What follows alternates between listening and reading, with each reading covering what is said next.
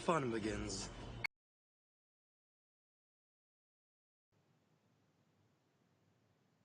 Okay. Hello. Welcome to the council. Tonight, we begin tonight's meeting of the council by calling the council to order. Hello to everyone and thanks for joining us. The council is a live Twitch talk show and podcast discussing Star Wars: The Old Republic. I am Elise, and with me are my fellow council members, Magic Ace. Yo. Okay, good. Redna. Hello. And Sakari. Hello. Is that what we're doing tonight? Everyone's got that. Okay, it's like a really long, it's a really long like lag for me. I wasn't sure if it was working. That's No, hilarious. we all said it. Yeah. Elise is experiencing technical difficulties tonight, but she's persevering with us. So thank you, Elise. Valiantly. Yeah. No, this is going to be the last of my talking, and then the rest of you should probably do most of the heavy lifting. I'll just jump in later with like comments or whatever. This show is so plagued by technical So we're going to talk difficulties. about we're going to talk about guilds tonight, but like the inner workings of guilds. Yes. It was not I think that's good enough. Yes, it was absolutely not a... I didn't mean it to be bad that I had the Dread Masters as the graphic for the show tonight, but it's sometimes you think about it, that's kind of what your guild induces, so there you go. Yeah, I was about to Sometimes. say that can be extremely apt depending on what type of people may be in your guild at that moment. It just depends how things are going right now. Okay, so dare I even... Okay, so as everybody has, I'm sure, no doubt noticed, Elise is having some internet lag issues tonight, so she may sound kind of digital. She may sound a little R2-D2 for us, but it's going to be fun. We'll make fun of her next episode after she's had time to review it. That said, let's make her talk a bunch, shall we? She was the only one of us that was at the San Diego Comic-Con Pact gathering this year, PUCT. I thought I'd throw the ball to her and make her tell us how it went. So there you go, Elise. What do you got for us? All right. Well, Redna was missed. I don't know if Redna has listened to the usual podcast update, but you got a shout out. So just thought I'd say Yay. that. So we went. It's always a really good time.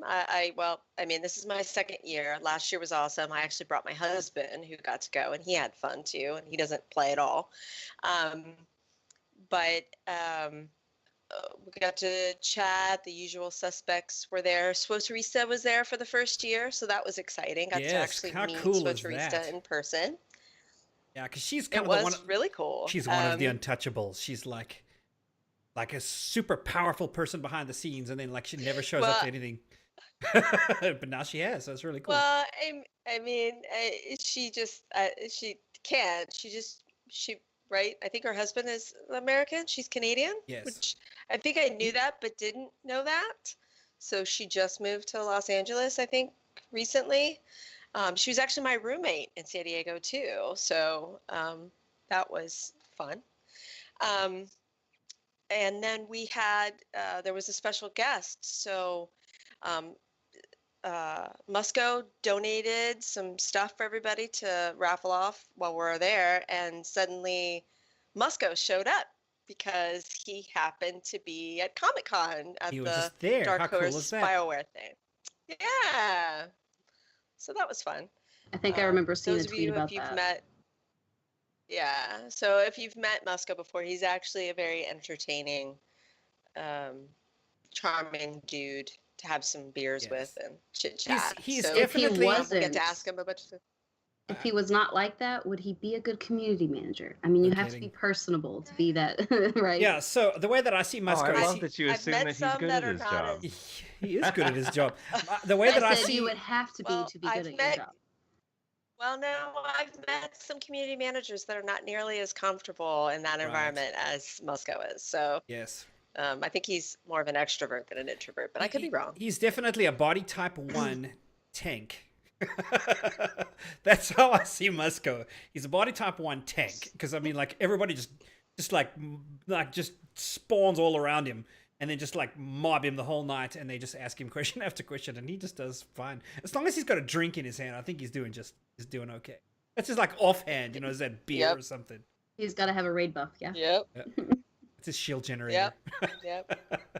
That's good times. I'm glad that Eric was there. That's really cool. Is that kind of it's just like a hey surprise, so it's really cool that Sorcerista was there. Yeah. And really cool that Eric was there all together.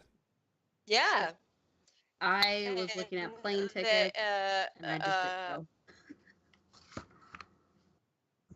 didn't go. Go ahead, Elise. Eric says that was like that was one of the more expensive parts of the trip for me, was the airplane tickets. But anyway, so it was a lot of fun. We got to we wanted him to give us some exclusive deets for while he was there, and he couldn't come up with any really.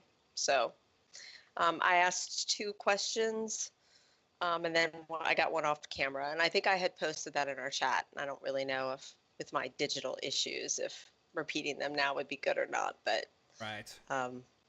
Listen to the usual podcast, and right. you'll get it. So what we'll do is we'll try to link something in our show notes that refers people to that. So just catch it on our website later and here.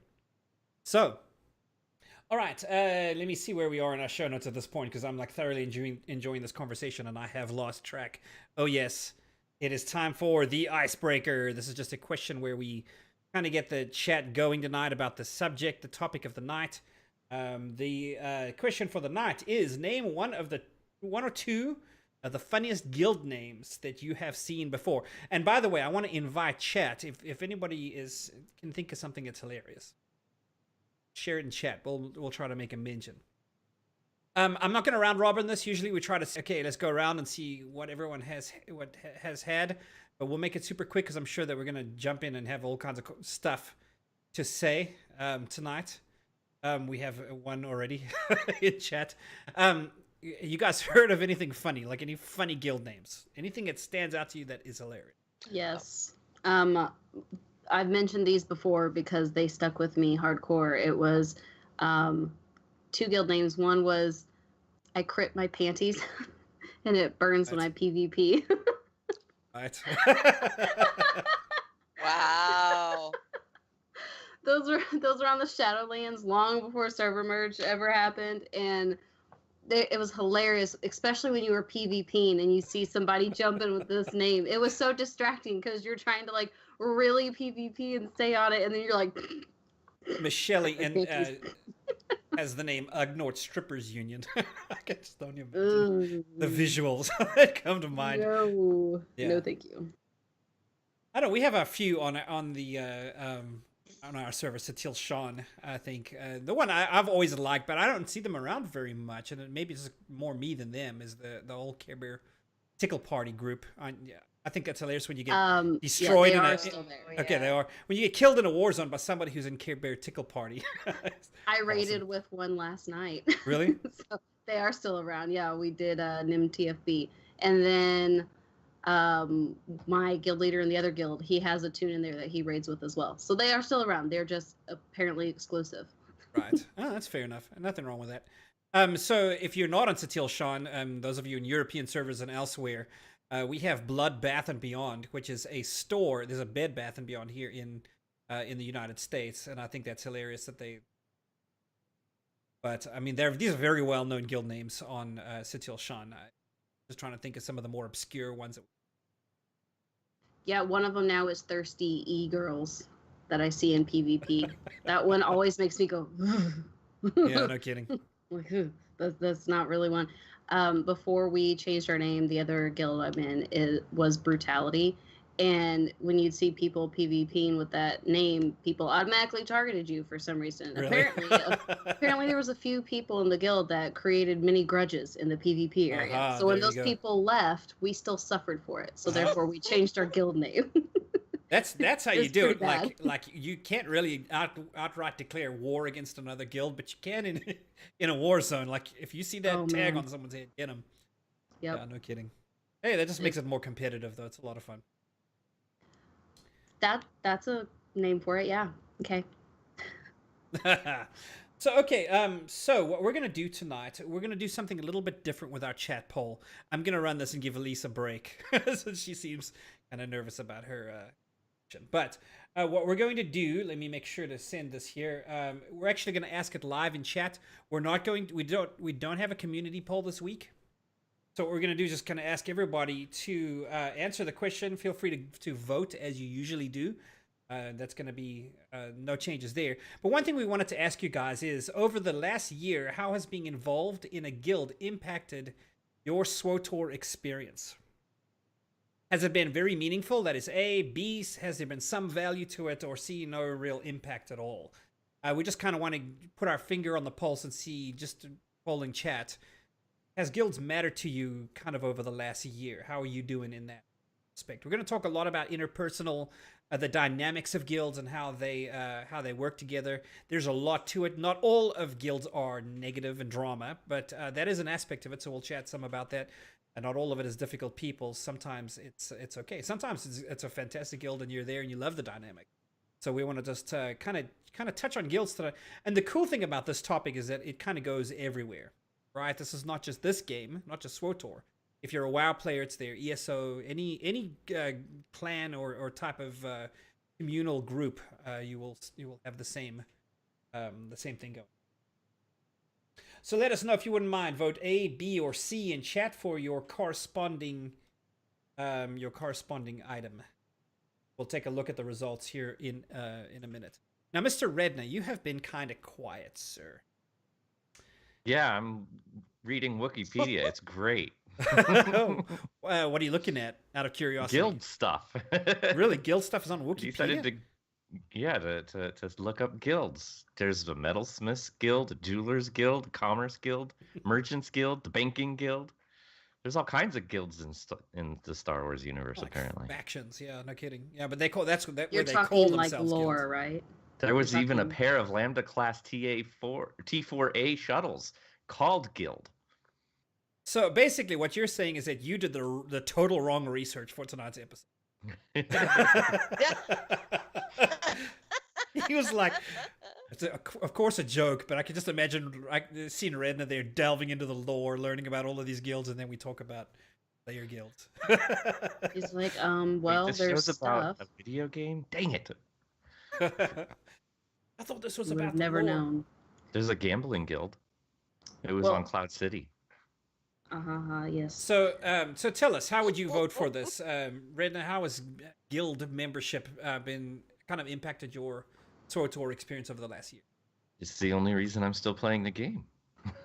Yes. Now, So I guess that's you'd fairly mentioned meaningful. that. You'd mentioned that in previous episodes that like you kind of come for something, but then you stay for the relationships. Well, I mean, I play video games generally because I want to play with or against other people. I'm not particularly interested in the solo experience. Okay. Computers are easy to beat. What's the challenge in that?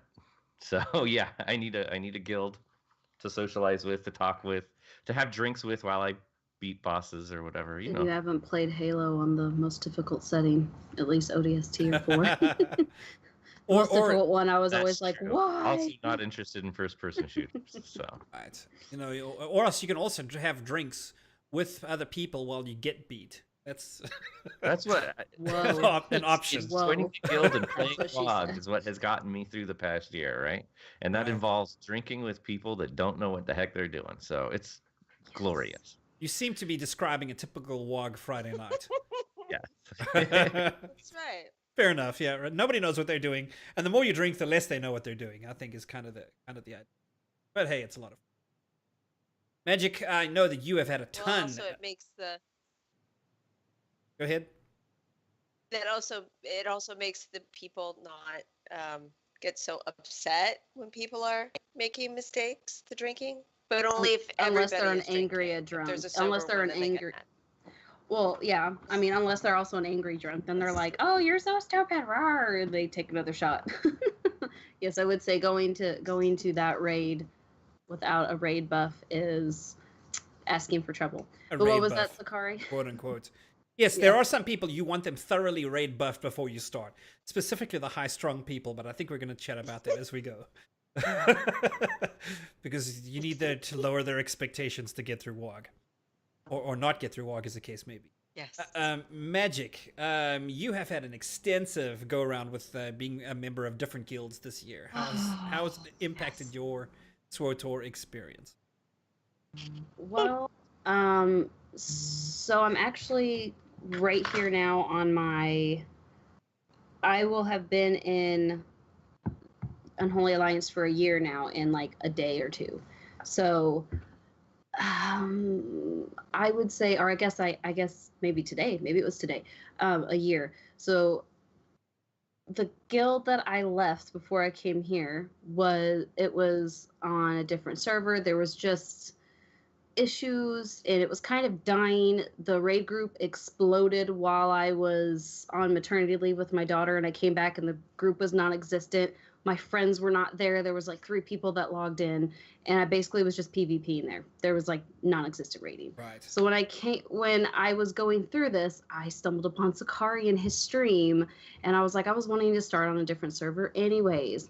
And he was talking about his guild and how everybody was active and doing stuff, and I was like, I want to do that again. So I was like, sign me up. I'll join. I'll move characters over there. And he's like, all right, sure. Get my application approved. Boom. I'm part of Unholy Alliance, which was perfectly fine for several months until I realized that this was not a raiding guild. This was purely a social guild. Boy, did we have you duped. Unholy Alliance is a really great social guild. All of my social needs are met pretty much from Unholy Alliance. Boy, do we have a raid team for you. Show up on Friday nights. It's the best raid ever.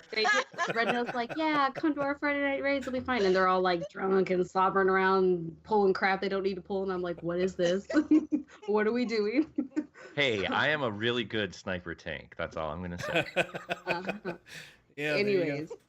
So, like, I was worried because I really liked this guild and I liked the people. And I was really worried because I was like, this isn't enough for me. I need more. Like, you people are great, but you're not meeting all my needs. I know, selfish, right? But that's what I was going through. And I was like, I need more. And I tried to get a raid group going. And let's not get into that because that went all kinds of places. And I was like, I want to be loyal to my social guild, but they don't all want what I want. So what am I going to do? Well, I went and looked for another guild, and I found one. Brutality. And they are very much more PvP and operations oriented. We have 3 nightmare groups running in that guild, and I'm a raid leader of one of them. I was able. Yeah, I gave it up because I was tired of just crap and drama, which we're going to get into, that happens in guild. And then I didn't want the group to fall apart. And so I went ahead and took it back. And now we're running again. And I've already filled the open position. And I was like, wow, one night I'm already back into it. I need a raid buff. No, actually, I really personally have had a lot to do with the guilds this year. Like this last year that I've been really involved in guilds, I've got friends. I've made real life friends where we actually talk to each other. We see each other on Facebook or we make phone calls or whatever. Like we actually became real friends, and they got me into Overwatch. I'm even playing WoW now. Let's not go there. But I am really involved in the guilds that I'm in. I've actually made real life friends. I'm actually meeting these people in real life now. And I'm making plans, and I will say that if you're the type of person who does not like to get out and meet people, a guild is a good way to meet people without having to go out and meet people. Without meeting anybody. Right, because I now have friends that I've not met because I don't like to meet people. So for someone like me, a social guild is a really good thing, I personally love it. So my experience with guilds this year is very, very meaningful because I've actually made real friends. It's been great. Absolutely. So, Elise, how has being a guild affected you? Well, I probably would not still be playing. Well, there's no probably about it. I would probably not still be subscribed to SWTOR if I wasn't in a guild. Right. So we can talk about more of the specifics of that specifically, but I mean, everyone that I was when in San Diego this past weekend are guildies. So Absolutely, that yeah. probably pretty much says it. But so, I mean, I tend to like to meet the people that I talk to and know, because that's just, I do like to get out and meet people. So it's nice, since I like meeting new people, a guild is lovely for that. So I am satiated with Yeah, there you meeting go. more people. Absolutely, yeah. Yeah, no, I will say it's And- definitely fun to meet guildies, like in real life, people that you've, had all these adventures with in game, and then you have a lot to talk about when you actually do get together. How like some people read book a little too much and end up falling asleep on the couch in between pools. I mean, there's good stories with those things. And the funny thing is actually that there's an advantage to Star Wars: The Old Republic in particular, which is that you generally, I know there are exceptions, but generally you have not just the game in common. There's also a Star Wars tie-in that makes it a lot nicer. And with the advent of all these new movies and all the, new life that's been breathed into Star Wars as a brand generally, recently, it makes it really nice that you don't have to just talk about the game. Like, it actually makes it easier for you to bond and make connections with people that are a little bit more deep and meaningful, and also allows you to branch out a bit further. Whereas, like, I'm thinking of guilds I was in World of Warcraft, and it was like, let's talk about patch notes or what we're working on in the game, but I really didn't have much to connect with people outside of what people that I actually already knew beforehand in real life who happened to like Star Wars, which is why they came and played this game with me too. Yeah, no, definitely. I mean, like, I think I can concur. I do need to make sure I put this out there. Like, I am apparently the recruiting officer of Unholy Alliance, and we're kind of quiet right now. So apparently it falls down to me to make that live again. But I think largely, if I kind of get the mood of Unholy Alliance right now, a lot of us are kind of just kind of using this period as a hiatus, because we're kind of in that lull between content, and then here we're in 5 Let's be honest. in a week. Let's be honest. This guild is dormant in the summer. Everybody's off doing stuff with their families and kids and stuff. And that's been the case in every guild, in every game I've ever played. Because when I joined last year, it's dry right now. I mean, it really is. When I joined last year, you guys were just vamping up to start like getting people in and doing stuff and preparing for like Extra Life and all this stuff. And I was like caught up in the hype, and then like everyone's like, whew, okay, now we're done with that. Everybody can chill again. I'm like, what? You guys aren't always like this? Oh, yes. But so now things will start to gear up once everybody goes back to school. And I think that's going to happen probably here in a couple of weeks. You'll start to see people getting online. I think WoG will kick back in. And then by I think our peak of the year is Labor Day weekend. Right. And then our peak of the year, I think, is Labor Day weekend, I believe, is when the WoG comes back up. Right. And then that all leads up to Christmas-ish.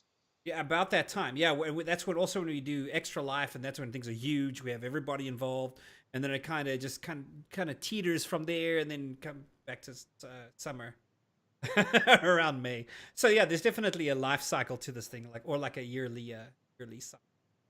People being online and what all happens. Right now, yes, we are very quiet right now. I think that we'll probably have a few people jump on to play together with 5.9.2, but that comes, I believe, in a week.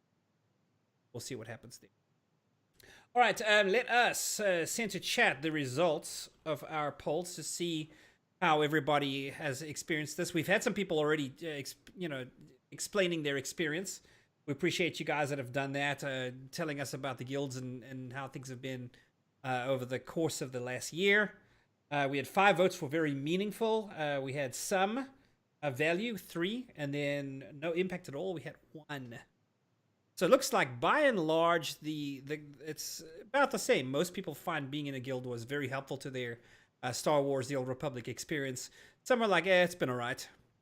One person, nothing. But I think we did have one person in chat that was like a non-guildy, right? They didn't have any people that weren't in a guild on Starforge. I think I saw somebody say that.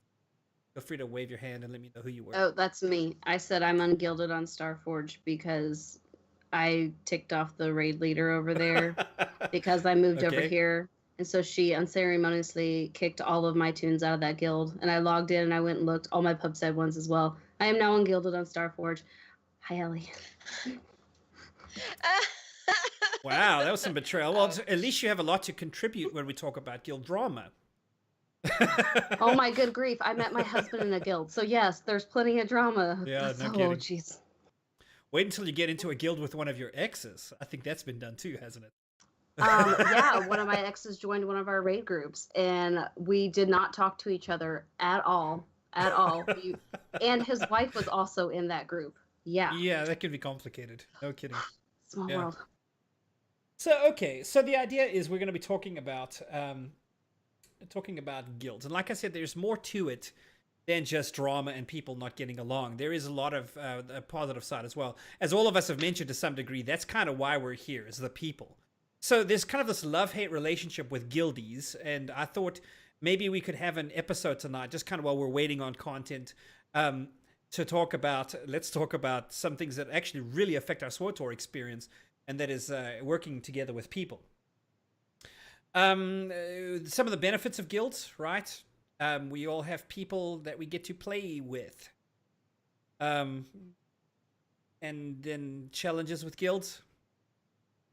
Naturally, that we can't get along with them. Anyone have anything to say with that before we move on? Because go ahead. I do. So Wow. Elise is a Did you guild. hear that? Elise is a guild leader of UA, so she's got a lot of experience with guild leadership. I've done my fair. And drama. Yes, no kidding.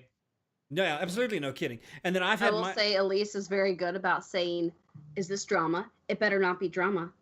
We're adults, right?" And then everyone's just like, they're like, "No, Elise, So no drama." So when it comes to drama, Elise is more of the guild mom than anything else. She's like, "Don't make me get the hose." It's essentially her take on dealing with guild drama. And actually, hose. What do you do to your children? Fire hose, man. Spray the crap out of them. Be like, "Now sit down." Get the wooden spoon Like or the the sandal or fighting whatever. dogs. She bring out the water hose. Yes. I come to it with the perspective that we are all adults, and so I expect people to act like adults. So I'll start usually my intervention with that. I like to lead with something like that, and then All right. go into whatever. But Okay. I would like to say real quick before we move on, and hopefully this is not completely breaking up. There's more to guilds though than just the interpersonal stuff. So another piece of it that I find challenging and rewarding is the whole activity, kind of the community management piece, which, especially if you're in a leadership position, you are a community manager for your guild. So that's something else too to put in the mix. Yeah, there's a sense also, I think I realized this in guild leadership, and it's not anything I've experienced since. You are in a sense kind of like a figurehead. You're a symbol of the guild. And there are people that even when you're like, "Hey, I need to take a hiatus, I need someone to step into this role for a couple of months," people will say no. People are happy to be officers, but no one wants to be the guild leader. And is it just a drama thing?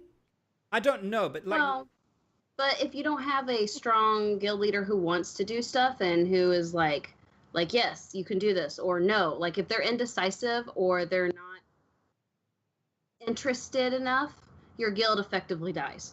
And nobody wants to be the person who's in charge when a guild dies. So when they pass it off, it's because the death is coming and they don't want to be responsible for it. So they pass it to someone else before the death is really there. And therefore they were not the death of the guild. Yes, I've seen it happen multiple times. I know the signs. I'm like, I'm jumping ship before this happens. When the guild leader passes it off, you're like, it's time to go. Laters. So what I think actually, so a lot of guilds revolve around the energy of their guild leader. Your guild leader's online, log in some time, is recruiting, building the guild, then you'll get a guild that is essentially very alive. If you get a guild leader that is kind of like a no-show, not there, not present, and it happens a lot with burnout. I know because I've been there. When you're burning out as a guild leader, your guild definitely feels it, and I think it tends to translate, and then people want the energy. They want to go where things are moving, where there's a lot of people online, where something's getting built. People like to win, and I think if they sense the losing, then what happens is that it kind of accelerates. The more people that leave, the more there's that sense of, oh my goodness, this kid's dying. And I think once you get into that cycle, it's hard to turn around. So, and not to repeat mistakes. That's always a thing, because then a lot of times people, like, they lose their confidence that they won't do that stuff again. Right. You know, like I said, once they pass it off, the end is near. They're like, oh, I can't do anymore. I've done what I can do. It's funny, actually. I think it really boils down to the energy that the guild leader infuses more than anything else. Like a cheerleader or a guild mom or whatever, different types of personalities. But generally, it's just more their own enthusiasm and energy that they put in. At least from what I've seen, I've seen some very not particularly good or motivated leaders in the guild leader position that have actually been very good guild leaders just because they're excited, they're talking to people, they're engaged in the game, and they just keep and in the group as a whole, so they don't particularly and they care about the outcome of things. Right. And so and I've noticed that sometimes those are really good guild leaders just because they put this vibe into the guild, this happy, positive vibe, and people like to log in and talk to one another because that, as opposed to the rot that comes from above. If the guild leader isn't particularly excited about the game or the guild, then why on earth would anybody else be interested in the game or the guild, right? Totally. So let me ask you guys this, because Redna, what you said has me kind of percolating a theory here. Do you believe so? Let me say it this way: is it feasible that the guild leader's personality kind of becomes the personality of the guild? To some extent, although I do think that at the end of the day, if the guild leader is unwilling to address or root out some a virus that's injected itself into the guild. Like sometimes there are just bad personalities and bad actors that their very presence in the guild can really destroy the entire chemistry of the entire guild. And sometimes you've got, the guild leader just needs to step in and say, hey, listen, you just don't fit with the group and I've got to let you go because the rest of the group thrives without you, which is harsh, but it's also kind of true. But yeah, I do think that the guild itself does definitely often takes the lead from the guild leader. Now, that's not always true either. Like often, because there's a flip side too. I'm thinking of examples from Unholy Alliance in particular, which is a very successful social guild. And part of that is because there are also key individuals in the group that aren't particularly amiable people that everyone gets along with, but they are the workhorses in the guild, taking care of all the technical little details behind the scenes all the time. And the stuff that they get zero strength. credit. Yeah, that administrative strength that really does, it takes the burden off of the leader so that the leader can just engage with the group, but is so fundamentally necessary. Like it's not just the leader that is necessary for the success of the guild. These administrative workhorses, honestly, I think are what keep a guild going. Otherwise, which is why people want to be officer and not guild leader. Right. Well, nobody wants to do the administrative stuff. And frankly, but what I'm saying is, if you delegate, like if you have officers that do technical things, or that they handle this little thing or this little thing, so that the guild leader doesn't have to, there's not a whole bunch of stress. You've got people that can do the technical things, and they don't want to be guild leader. Right, you don't want to be the guild leader, and nobody really is like, oh yes, let me be guild leader. You don't necessarily want to be the guild leader. No offense, Lise, but we stuck her with it, and she's mom now, and she can't get out of the role, so it's great. None of us will take it over. So, but like, okay, Sakari's the recruiting officer. Elise is like, I've got a life, I've got stuff to do. I'll log in and do stuff with the guild, and we'll put stuff on the calendar. I'll see you guys later. Sakari's like, oh, okay, I'm going to log in and recruit some people. And then we've got someone who's organizing raids. Okay, we're going to get together on this night and do this. And Elise still gets to have her life and do her stuff. And other people get to feel like they have a meaningful part of the guild. Right, some ownership. Absolutely. Right. And it helps create that successfulness because people are invested without giving their whole life over to it. Because in essence, a lot of times that's what happens with guild leaders is they like throw everything into it so that the guild doesn't die. And then at the end, they are so burned out, they can't hardly even freaking log in anymore. It becomes such a pain to them. They can't hardly handle it. And I know this because I'm really good friends with 2 of my previous guild leaders. And they say the exact same things. It was both the exact same argument. They just threw everything into it to the point where they're ready to just uninstall and stop playing. Like they're just done. They're ready to just give it away to someone because they can't do it anymore. And it's sad, but in one way, it's like if you want a very large, thriving guild, it's kind of that's how it is. Right. Unless you've got really active officers who can do that stuff for you. Otherwise, it's pretty much just your life is your guild. I know it's sad to say. Well, no, on and one hand, it but actually No, comes down to a simple premise, which is true about anything. Like a lot of people think that if they could, make money live streaming video games on Twitch, and that could be their career, that would be the dream job. Except that more often than not, when your job is the game or whatever your job is, you lose the perspective of actually enjoying it. yes. And a lot of Which is times why I when didn't wanna be a being a raider. guild leader is a job, it means that you lose all interest in the game because it's just not fun anymore. And if you're not getting paid for it, then what? It's like, no Right. thanks. no fun, no pay. And there, Why am I here? there is only a certain amount of time that you can give riding on fumes. There is that section of time where you're burnt out and you can go for a while just on fumes, making sure that everyone else is happy. But that's usually what's happening is that you're like, okay, guys, I need to hand this on to someone else. I'm not going to do a good job. I'm about to burn out, and that's when you will realize how other people don't really want to do that job. Yeah. Well, and that even reminds me of more recently when it comes to the guild itself. It's not that I'm actually even playing with anybody in the guild, but I sure like getting on Discord, our central communication tool for the guild, and talking with people there, interacting with people there, sharing information, and participating with the guild is still fun as a part of the guild, regardless of what's actually even going on in the game. Now, when things are Well- organized, I certainly enjoy joining in and participating in that too. But the guild itself is a pleasure. Sure. The other nice thing that we did, and JT in our guild, UA, brought it up, and I thoroughly seconded it, is we actually expanded from just being a SWTOR exclusive guild to bringing in other portals for other games. One that Redna tends to be active in is the Galaxy of Heroes branch. So, and we have actually people who only play the Galaxy of Heroes. So it was a nice place for people to kind of, find friends to go into, other games, because playing other games is good, right? One of our other episodes.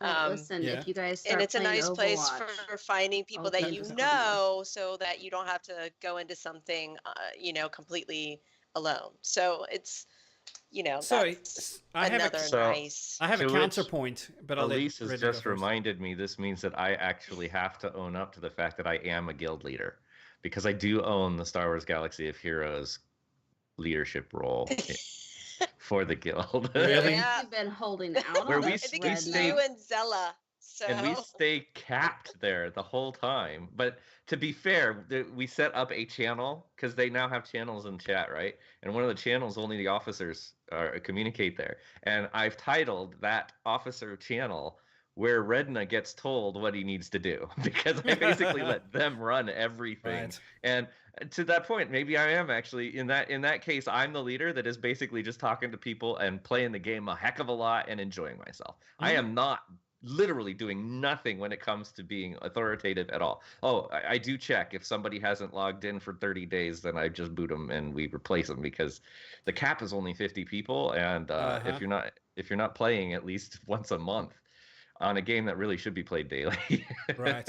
No, so okay, so in my time as guild leadership, that was probably the apex policy, the most helpful policy that I ever came up with.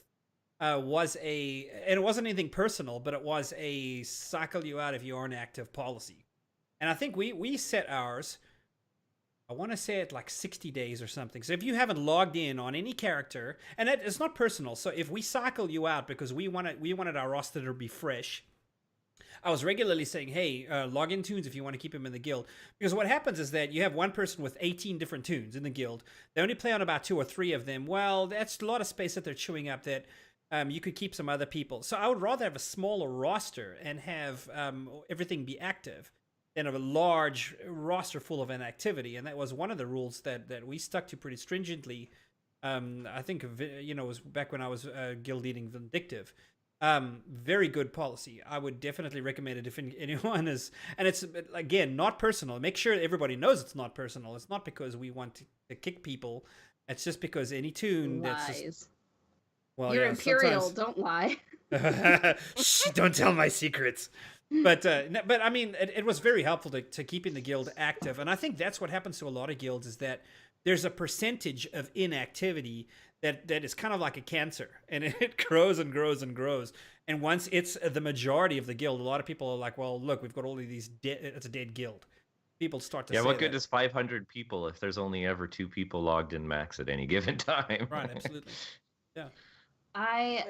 I was in a guild at one time. The guild I actually met my husband in. I was an officer in the guild, and we were very active at the time. We were constantly doing events. Each officer was in charge of one event that they had to do like every 3 months or something like that. And since there was like 6 officers, we stayed really active. It was very common to see 24 people logged in to 15 people at a time. Like, it was very active, and we had 3 different raid groups. Like, one was a 16-man hard mode group and 2 were 8-man hard mode groups. Like, we were pretty active. We had a lot of people that were on, and the guild leader inherited it. He didn't want it, but the guild leader that left was joining the military and was like, you have to. And since this person was previously, this person was a vet, and right. He was like, well, okay, I guess. So does guild leadership have an FMLA, like a military leave policy or something?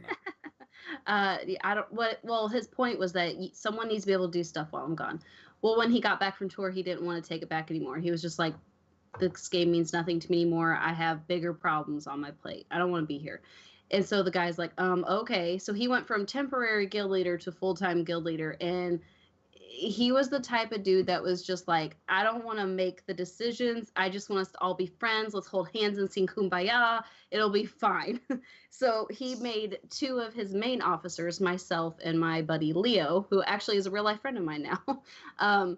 He went by the name Leonidas. And he and I were the ones that made all the decisions. We had to do the stuff. We had to boot the people that were causing trouble, the sometimes creepier people that would send weirdo messages. We had a few of those. It was interesting. We had to keep the groups going. And when Leo went and was working on his master's, and then, I was getting married and then found out I was pregnant later, suddenly he and I were not so active. And so the 2 main people that were keeping the guild active stopped really doing a whole lot. And then there was drama. This is the part we've mentioned, but not really got into yet. So I feel like I should briefly summarize. I want some drama stories. War story. Here we go. We had a guy who was very, and I'm not being hateful, but he was a creeper. He would say things to the female members of our guild with the intent to make them uncomfortable. And it was repetitive, and he would always do it late at night once the guild leader had logged off. And I was an officer and trying to be diplomatic and be like, okay, let's knock that off. That's not cool. Or I'd say things like, I noticed you never say that when our guild leader's online, trying to avoid his name. But I was like, I noticed you never say it when he's online. How come you say these things now? Oh, it's just a coincidence. Come to find out, he was a drug user, and he would hit his drugs late at night. And while he was he got creepy when he was high. Yes. And the reason why we found this out is because another female that I raided with, she was blunt. She was sick of it. It had been months, and she just straight up asked him, what the blank, blank, blank is your problem? Why do you keep saying these things? And he was like, oh, it's because I'm high. And she's like, what? And he goes, yeah, I get high every night. And so his creep would not just come out when the guild leader was gone. His creeper side would come out around midnight whenever he'd be getting high on drugs. And he even went into detail about the drugs, which I will not go into detail on. But we were like, okay, you know what? this is enough. We're tired of this. So the guild leader, when confronted with this, we had to literally record the guy being a creeper and prove it to our guild leader because he wouldn't take the word of all of his officers. So when we talked to the guild leader and told him what was going on, he wouldn't boot him because he didn't want to make the decision. He didn't want to be the bad guy. So I was like, I'll do it. Yeah. I will do that. I kicked that guy so fast. I didn't even give him an explanation. I just, goodbye. You are the weakest link. So, I kicked all of his tunes out, and it was, at first, some people are upset, but then all the people who were on late, they all knew why he got booted, and they were all relieved. yeah, All they're relieved. happy for you to take the heat. That Yes. they all it's basically like when everybody thinks the same thing and one person says it. Nobody stands up to say, "Hey, we're all with you," but behind the scenes, they're happy to say, "Good for you. We needed somebody to actually go ahead and do that." Yeah. And everyone feels relieved. And we had several female members in the guild. It was almost equal on how many female and male members we had. And most of the females were mothers, too. There was, like, I think 3 that were not. The rest of us were mothers. And so another guy talking about us like that, like while we're putting our kids to bed, it was very aggravating. And then the guild leader just wouldn't do anything.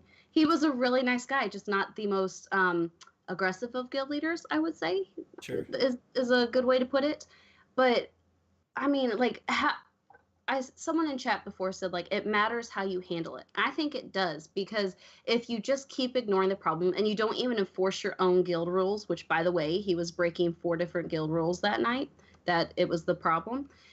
And if you make these rules and you expect people to follow them because they're adults and you don't actually ever follow through with them, your guild's probably going to have all kinds of problems. And on that server, Right. that guild was known for drama. It truly was.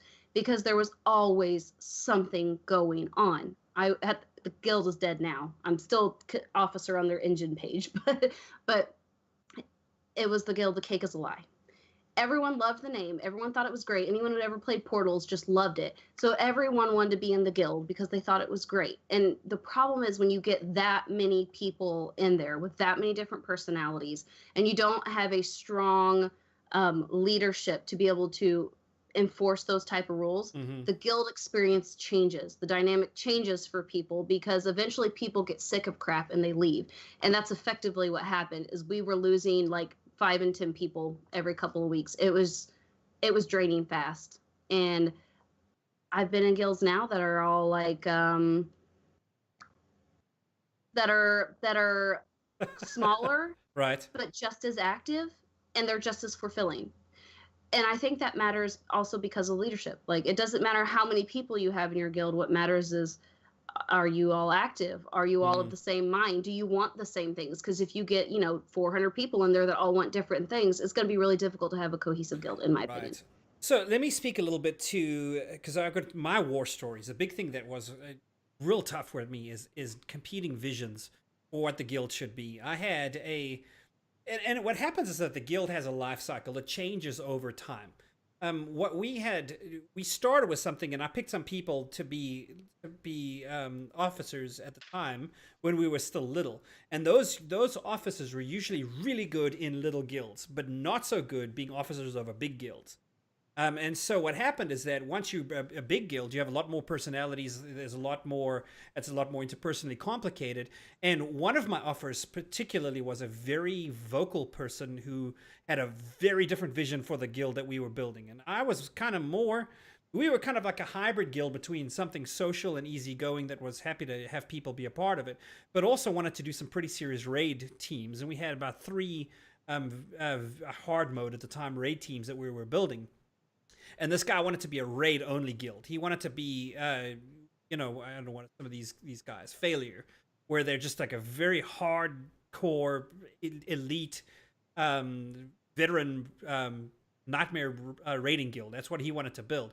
And so to him, we had 3 raid teams that were legitimate. Everyone else was illegitimate deadweight, and he was vocal about it. And so, like, on one hand, he's telling me, kick this person, kick this person, kick this person. And on the other hand, I'm like, no, those people want me to kick you. So it was like... and kick 4 or kick 1? I think I'm kicking you, buddy. Bye-bye. But he was a really good friend of mine. That's the problem. And so, I mean, it was... I can vouch for some of these guild leaders who are torn between people who are trying to build or trying to form the guild into something that they want. They're happy not to be the figurehead. Everyone's happy, I think, to have, like, the buck stops with someone else. That would, but they can, that frees them up to do more stuff. But that person has to be responsible for all of the decisions, and it's tough. I'm telling you, guild leadership is the toughest job. I was very relieved when we moved over from the Bastion to the Harbinger, and I fell in with UA. I was just happy to be a guild member for a long time. And even then, when I was asked, hey, we've got the slot open, and maybe something like we're looking for people. Maybe think about applying because you may be the type of personality we need for this. I was very hesitant because I didn't want to get back into that. I've been an officer in 4 different guilds, and I told Elise when I joined Unholy Alliance, "Don't ever make me officer. I don't want it. I want nothing to do with it. Totally. I just want to relax. Just be a member. That's all I want to do. I'm okay with getting something to do, but we don't do it that way though. People have to apply, and you actually get interviewed because we want people to actually want the job. So what happened to me? It's not because I'm just kidding. You applied and you got interviewed. I did get interviewed, and I did actually go for the thing, but I did so knowing what I was getting into because I've been there, done that with these things, and I felt like I had recharged to the point where I could get in and do some good for a period. And that's how I convince myself is if things get terrible, I always have that card to play where I can back out if I want to, but at that stage I was like, do I really believe in this group? Do I really want to help this group grow? You're asking you those questions. And I think you only ask those questions after you've been burnt once before. Like, how serious, I know where this is going. Can I handle it? Everyone wants to be I want to be an officer beforehand until they actually know those questions to ask. So you don't know what you don't know until you know, kind of a thing. That's very confusing, but I'm telling you, this is... I'm glad I had my microphone muted. I might have just kind of snort laughed. Snort laughed. Yeah. Oh my goodness. No, I tell you, Well, the other thing is in Unholy Alliance, the officers do a lot of the heavy lifting. I'd say, especially when it comes to organizing events, coming up with events, we always encourage the community members to. So, but the bulk of that work falls on the officers. Right. Officers it's not a prestige title in UA. It is, you are responsible for coming up with stuff and doing stuff. So I don't know about other guilds because I really haven't been heavily involved in other ones. Most of my experience comes from Unholy Alliance, but that's been the case the entire time. Actually, at one point when we had a bunch of officers that kind of stopped playing the game, they all got booted. So that was prior to my time. Mm-hmm. But because it's a working title, it's not a prestige. It is, you agree to do work. Right. And every one of the officers has their events. To show up and be there and to participate. Right. During Extra Life, for instance, we all have something. And I have been racking my brain for weeks about what am I going to do to put a spin on, because I did the Fort Tuscan Grand Prix the last time where we did a speeder race in the Tatooine area where you could get shot off your speeder, which is actually turned out to be pretty cool. But what am I going to do this time?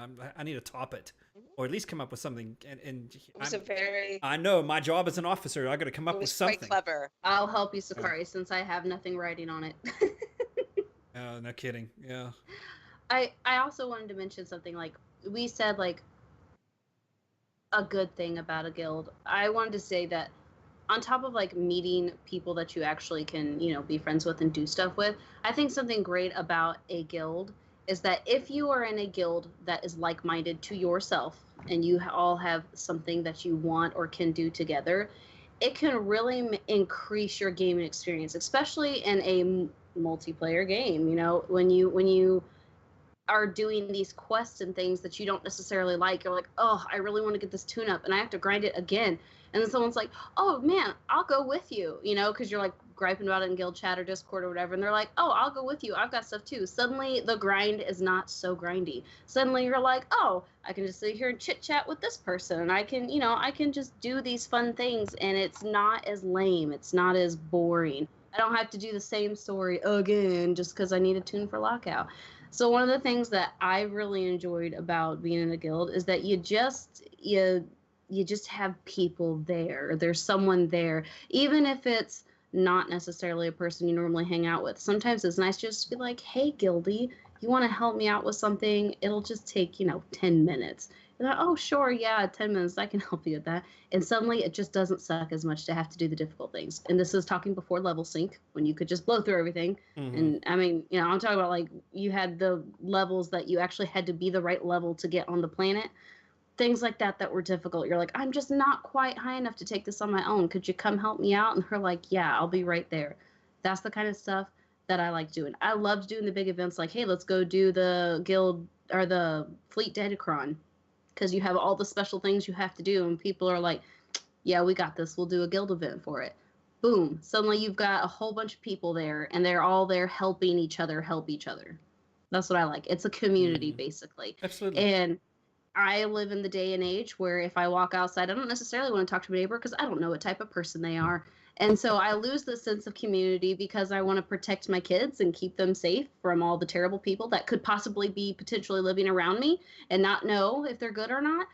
But I still get the sense of community without needing to risk it. You know what I mean? Absolutely.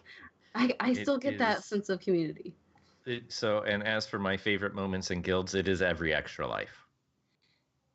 Since I joined into the Unholy Alliance, which, by the way, I guess should mention part of the reason I like this guild so much is because I had been, connected to a lot of different people through Twitch streaming and podcasts and everything. And what started happening was a number of the podcasters started joining into Unholy Alliance. So almost all of the podcasting community has Somebody in there, represented in the Unholy Alliance at this stage. We've got some Bad Feeling in there. We've got a Usual Podcast. We've got, all of us, who also, most of us Kid Lee. have a second podcast as well. Yeah, Kid Some kind Lee. of other show, Volk's got a tune in there too. Like, Soterista's got a tune in there. Like, at this stage, Unholy Alliance is a nice little place Max because we're so from connected. AIE. Yeah. And it's a nice place because we're so connected from other things, but it's become a central location, which really does culminate in Extra Life each year. And I would advise anybody that listens or watches this show to stick around come November when Extra Life comes on again. Every year there's 12 hours of events that are organized and orchestrated, and it is a highlight of my year for this game because Absolutely. it is just so enjoyable. It is, yes. And the Force bless the one individual that we all know his name, but we're not going to say it. Who usually runs the whole dang thing. At least knows who I'm talking about. Has to run it every year, Yes, I think he's that's taking a not break really- this year. Not be the case though. Yes. Yeah, this year's a little different, but Not the torch has been passed. no kidding. And we shall see how well. Yes, that's going to be a lot of fun. Shh, don't put pressure. No, we're not going to do that. We're not going to do a thing. Bad mojo. But it's good times. Yeah, no, I mean that's because of burnout. You've got to, I think, hand that torch every now and then. Make sure that you're managing your energy. So, let me transition real quick And into some. that person is amazing. Real Yes. quick before you go, that person is one of those amazing organization people, and Yes,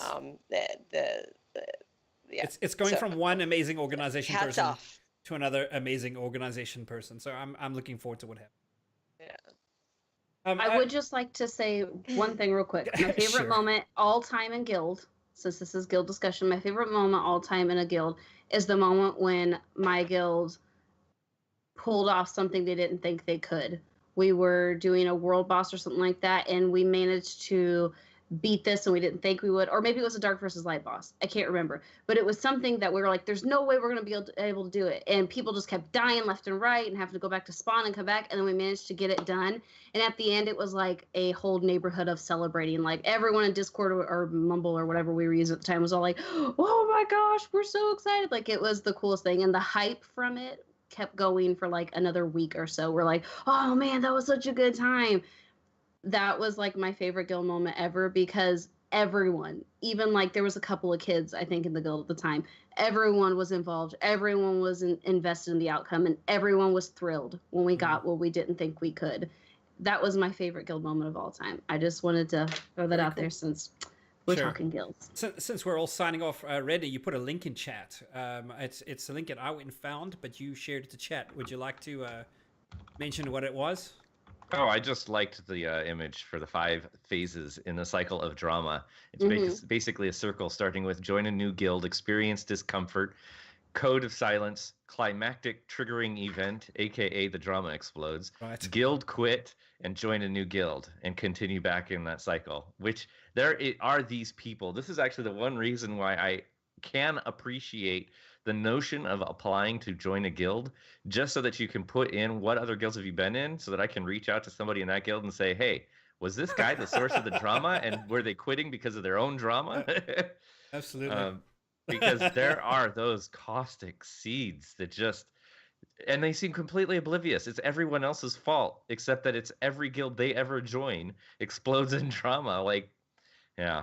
It's like a virus. There's great truth in this. It's a virus that goes from cell to cell. Pot stirrers. They walk into the room, they stir the pot, everyone's all fighting at each other and clawing, and then they walk away happy with smiles. Or in the case of people Magic knows, pot smokers. I don't think Sorry, that's bad joke. This is the bad joke, okay? This is not the place to discuss this. This could be an after the council discussion. So we desperately need to close things out tonight. I guess we started having a great discussion here. Couple 3 announcements before we get this thing wrapped up. I do want to announce, Eric Musko announced on the forums today, the public test server is closed tomorrow. So he was like, thank you to everybody for your thoughts on this and your input and your bug reports. We do appreciate it. 5.9.2 is scheduled to roll out next week, Tuesday. So August the 7th is when that's happening. They're still going to delay it a week because there's still some tweaking that they need to do just to make sure everything's ready for release. But look for that August 7. It's gonna be fun. And that Rishi Hideout Stronghold, I checked it out. It's fabulous. Definitely go check it out. It's gonna be a blast. They added, by the way, a new 3-bedroom apartment to it. They're just like, hey, we're gonna extend the testing on this a week. By the way, there's a new section to that. So you got one night to check it out if you're wanting to. As well, just some podcast news. We are largely caught up with our podcasts. I think we just released 47, right, Redna? I think it was 47, right? I still need to get 48 to you, and then we'll release that. So we're within range now of where we used to be. I think we were lagging behind for a bit there, which was my fault. I will take it. Redna he's like, dude, come on, I need some stuff to publish. But I think we're good now. So look for the episode 48 here soon. And then, of course, I want to make sure this is our big announcement of the episode. Next week is episode 50. It also happens to correlate to our 1-year anniversary doing this as a team together. So it's number 50, which is obviously a milestone. It's our 1-year anniversary, which is obviously a milestone. So we got like 2 milestones that are hitting all at once. 5.9.2 is going to deploy. So we're like it's going to be big. Everything's happening all at once for us. What we are going to do for our 50th episode is an Ask Me Anything, an AMA episode. So what we would like everybody to do, and Redna's going to share our email address here in a minute. Email us questions. Feel free to use our Twitter if you'd like the council's photo, or send it to any one of us on Twitter. But definitely get us your questions. If there's something that you want to add, we'll have a list of questions that people have given us first, and then we'll also take some live questions during the show. We're not going to try to kill it, but we'll prioritize people that have been here, that are showing up, that have questions to ask. But get us your questions. We need to know. We have some stuff to do. So it's going to be a blast. We're looking forward to it. I'm excited about it. Ask me anything. I mean, Redna, pick on him. He's awesome about private information. It's gonna be cool. Nothing, Redna? Not a rise? Nothing? Redna's Well, like, I "Don't don't give think out he's awesome personal about information." private information. I was like, if you know Redna, you know that he's very careful with his private information. Ask him his address sometime. It's great. You can ask me anything. I'm not like there. You cannot ask me anything. I can boot you. Just saying. Yes, indeed. There are some questions I that can't you believe I cannot started with ask. first, Edna. Okay, so as the council, we would like to say thank you all so much for coming and chit-chatting with us and watching our show. Those of you who are lurking, thanks. We love you too. And we appreciate everybody who participated in our poll tonight. And thank you so much to everyone who watches our podcast, which, by the way, we do make this into a podcast. You can find all of our episodes on YouTube and anywhere podcasts are found, also on our Facebook. Thank you, thank you, thank you, and our Patreon. And we'd also like to thank our patrons. Thank you so much for supporting us. We love you guys. We are thankful. Thank you. And that brings us to the end of the episode. The council is adjourned. I feel like I need a gavel. Anyway, if you'd like to reach us, you can email us at thecouncil@thecouncilswotor.com. Like our Facebook page at facebook.com/thecouncilswotor. And you can find Elise on Twitter at abrown35, Magic Ace at the Magic Ace, me at R3DN4, and Sakari at I am Sakari. And in case you weren't aware, we do actually have a Twitter account for the council, which is at the Council SWOTOR. Also, don't forget our Patreon page at patreon.com/thecouncilswotor, where patrons can catch the articles we're talking about behind the scenes and exclusive backstage access to our after show chat. That's it for this week, guys. The ability to speak does not make you intelligent. I understand. You are on this council, but we do not grant you the rank of master. What?